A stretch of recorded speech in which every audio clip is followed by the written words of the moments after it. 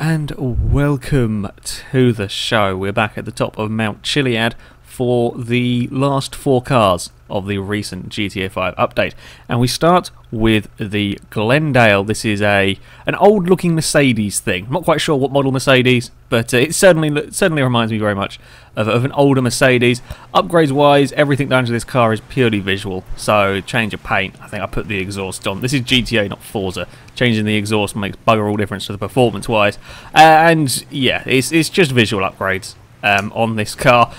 Attempt number 1 ended as often attempt number 1s do, with a crash on the opening stretch of this course. The opening narrow little road can catch out a few cars, especially when you've not really driven the vehicles before. Next one, I nearly saved it. so nearly saved that. I was kind of disappointed that fell off in the end. I wanted to manage to recover that, having got it just carried a little bit too much speed, couldn't get it turned. And yeah, again, that's a fairly common place to have problems with cars. Another common place, landing of some of the bigger jumps. I got it a little bit wrong on the approach, and I managed to roll. I rolled it a slightly weird way. Like, I hit the banking and it kind of rolled the other way to the way I was expecting it to. But nah, same result really.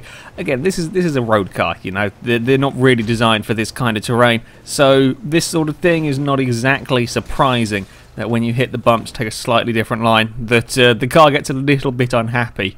And yeah, that was another incident of just trying to carry a bit too much speed over some bumps. And again here, I just caught a bump a little bit wrong, which is a shame. It was actually going for quite a nice run that time. I just caught a bump a tiny bit wrong, and then the car got unhappy. And then we go for some acrobatics down the mountain. I managed to gather it up and get it stopped. Yeah. There wasn't really any major problems with the Glendale, I'll be honest, aside from the road car suspension on a bumpy, windy, narrow off-road course. There really wasn't a huge amount of problems, and it didn't take very long for me to get a nice clean run out of this vehicle. In all honesty, this is a very almost generic-y driving car. It's not amazingly quick. It's fast enough, though. It's not sort of terribly boring driving this car, but it's also not sort of mind-bogglingly quick. It's pretty nice to drive on the most part. There's just no sort of massively distinguishable characteristics to it. I think it's quite a good-looking car. Yeah, it's again, it's just kind of a more of a generic-y car. This that's about all there is to say, really. Dealt with the bumps pretty well. It wasn't particularly hard to drive down here. I mean, yeah, I had a few issues, as you do with any road car down this course, but honestly, there wasn't any major criticisms. There wasn't really any major outstanding sort of noticeable characteristics from this car, as I get things a little bit wrong on the landing of that particular jump. Just got a little bit out of shape going over the jump. I got away with it, and I'm surprised there. I've had much cleaner landings have issues there, but I somehow got away with that one. Gathered it all up as we came through the final section. Got a bit sideways off the hill there. Again, quite lucky to have gathered that one up. That was quite a long way on its side as we come around the final corner and across the line with the Glendale. Yeah, as the most excitement came from the jump at the end. Really, yeah, not the most exciting of cars. It's a perfectly good car. Just nothing really distinguishable about the vehicle. It dealt with the off-road course pretty well, all things considered. But yeah, it only took a few attempts to get the Glendale to the bottom of the mountain. Up next, I have got the Blade with a strange suspension layout. I'm not sure what this car quite is meant to be. It's a weird layout. I'll spin the camera around in a minute. The front of the car is considerably higher and rather different to the rear of the car. Now, I would have thought if this was a drag racing thing, it would have been the other way round, perhaps? I would have thought the front would have been lower. I'm not sure. I don't know. Was there an American car that had this style suspension layout? I'm not sure. I'm presuming this was a drag racing car, or what it's based on was a drag racing vehicle. Yeah, odd suspension, which makes for slightly odd handling. On the road, this thing's absolutely fine. You don't really notice any difference. The first attempt was nothing down to the suspension. It it was down to a cougar that I hit while I was in the air. I've seen this happen a couple of times on this course. If you have the car in the air and you hit either a cougar or sometimes the hikers you see on this route, it can sometimes throw the car off course. Not a huge amount, it's just enough. Just enough to have it all unsettled, and then you have a pretty big problem. That was my driving error on that one. I turned the corner, thought things were fine, put my foot down, and wasn't quite as nicely sort of lined up on the exit as I had hoped. And yeah, when you make a mistake on this course, it's a pretty big mistake. And I went off the mountain. This was it was a pretty good car to drive. It's just the slightly quirky handling on this. It does like to go on two wheels. I'm not sure what it is about this car. I'm going to hazard a guess. Perhaps it's the way the suspension is laid out. I don't know for sure though. But when we're coming into some of the corners, it did like to go up on two wheels and have a few issues over the bumps. Again, on this one, it was just a tiny mistake that just sort of sent me a little bit wide, and I couldn't gather it up. Again, coming right towards the end of the run now, and you see what I mean about it going on two wheels through that final corner. There is a couple of nasty bumps down there, and when you're on two wheels and you hit nasty bumps, your car has a habit of pointing the wrong way. So I was a bit annoyed about that one, failing so close to the end. Here is, you'll see what I mean about it. It just wants to go on its side. I've never had a car quite do that on me before, through the first section, and then it promptly explodes as it lands on its fuel tank. I've never really, apart from perhaps the Voltic, that has so much grip, I've never had a car bounce around on its side as much as this one did down there. And again, next attempt, a very similar story. We're on the side again, I'm trying to gather it up, then we're on the other side, and still fighting for control. This time, less explosions and just a simple crash into a rock. Yeah, interesting handling characteristics coming from the Blade. Again, though, didn't take too long. Didn't take too long at all, actually, to get this down the mountain for a clean run. Sorry, you could see if it'll go to it. The rear tyres on this car are absolutely massive. The tyres on this are humongous. Again, I'm presuming this is a drag racing thing, but I'm not 100% sure. And upgrades, of course, are all visual stuff done to this. Yeah, another pretty good car to drive down here on the road. It's again a fairly, I wouldn't say, probably generic is probably the best way of putting it. There's not huge handling problems with this on this particular course, apart from the occasional going on two wheels. But on normal tarmac roads, you won't notice it. On here, yeah, this is pretty extreme terrain, and I'm going to guess the strange suspension layout is probably to blame. It still doesn't have as many problems with the bumpy stuff as I've seen other cars have. Still is relatively controllable on the most part. Again, landing of the jumps, as is a problem with all road vehicles down here, can have the occasional scary moment. That time, very nearly rolled it on the landing. This next one, it just wanting to go on two wheels there a little bit. Yeah, that's a bit scary having it do that on you, but it wasn't particularly bad. I was surprised, actually. I thought we'd have more problems with the sort of dodgy landings, with the way this car was driving. Again, it's occasionally wanting to lift up on two wheels, and around the final corner it eventually does. But yeah, again, another car, fairly easy to drive down here, provided you just keep it in check and don't do anything stupid with some of the larger kind of bankings on some of the corners. You shouldn't have too many problems with this vehicle rolling over. It was pretty easy on the most part to drive it down the mountain. I wasn't expecting that with the weird suspension of this vehicle. Up next, we have got the Warrener, that's effectively one of the early Skylines, I believe, with again some more visual upgrades only put on it, with a rather large. If I was going for an off-road course, I'd probably, like reality, you wouldn't stick a big cooler on the front of the car. But this is GTA, so I can get away with it. Doesn't matter if I hit it with a rock; it'll still work fine. So yeah, this reminds me of the Futo in some aspects. It's not quite as lively and as slidey as you get with the Futo, but this is certainly the most lively out of all of the vehicles to drive down here. This is great fun to drive on tarmac roads. May have got things a little bit wrong over that particular jump.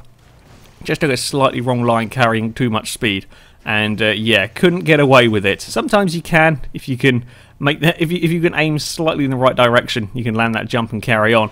That was the wrong direction. Don't want to go that way, as the car is stuck among the rocks. That's not getting out of there. Or the only way it is getting out of there is going down the mountain Again, no real major handling problems with this. I just got a little bit carried away trying to get the car stopped there. Couldn't put the brakes on in time.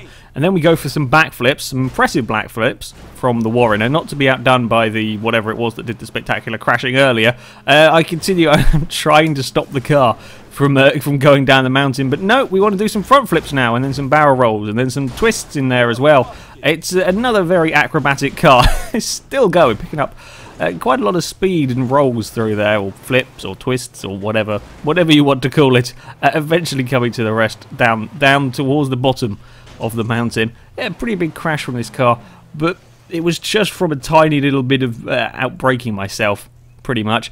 As I said, it does remind me a bit of the Futo in some aspects. But it's not quite as bad as the Futo. It's not quite as difficult to drive, not quite as slidey. I mean, you can get things wrong, as I've managed to gather everything up there, which I was rather surprised to have done, and then promptly mess it up on the landing of the next one. Almost get away with it as well. Just too much speed. Again, a little bit disappointed by that one. I would love to have been able to hold that and finish with that as the final bit, because that was, yeah, interesting, trying to keep all of that together on here. But on the most part, again, another very, very nice car to drive, easy to drive, a little bit more slidey, but a little bit more lively. Caught the bump there just a bit wrong. I've seen that a few times now. There's a nasty bump on the inside, and if you try to kind of throw the car in there, if you hit that bump while you're kind of trying to slide through that section, lifts the front of the car up, and then you don't get no steering, and then you fall off the cliff. I managed to stop it from going all the way down, couldn't really get it back up the top though. Again, the same corner. This time I was determined to miss the bump, and in trying to miss the bump, I managed to roll the car. And yeah, that was less than ideal on that. I'm still surprised. I wasn't expecting it to do that. I just took a slightly wrong line. You can see how steep it is there. It's deceptive from the other angle when you're going down the mountain. Just how steep this course is. Very deceptive. Just how steep this course is from this particular angle. Again, didn't take too long for me to get a clean run out of the Warrener. It's another nice car to drive. Of all of the four that we have today, this is probably the most fun when it comes to the tarmac roads. Again, they're all quite quick cars, but none of them are sort of stupendously fast. They're all pretty good. Of this lot, the Warrener is probably my favourite. Good fun to drive on the tarmac roads. Deals with the bumps, deals with the rough stuff pretty well. I didn't have massive problems with the car getting thrown around. It has enough grip, unlike the Futo that likes to go really, really slidey. This is just a little bit slidier, but it still has enough grip to be vaguely drivable when it comes to the dirt and to the gravel and that sort of thing. Yeah, in general, it's it's another very nice car, easy to drive. I like it. I like the look of the car as well. Yeah, everything is going pretty smoothly. Nothing sort of massively spectacularly wrong on this run.